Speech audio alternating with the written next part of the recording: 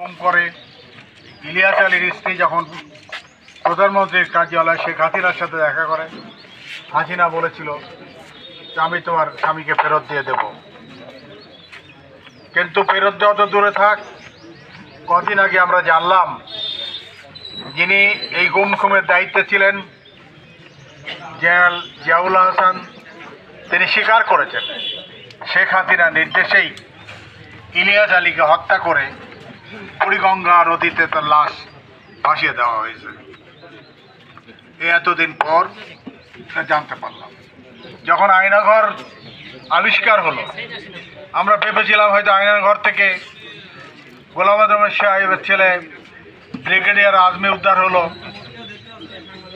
ওই যে থেকেই উদ্ধার হলো, ভাবলাম বিএনপি নেতারাও হয়তো উদ্ধার হবে। কিন্তু আমাদের ইলিয়াস আলী সহ আমাদের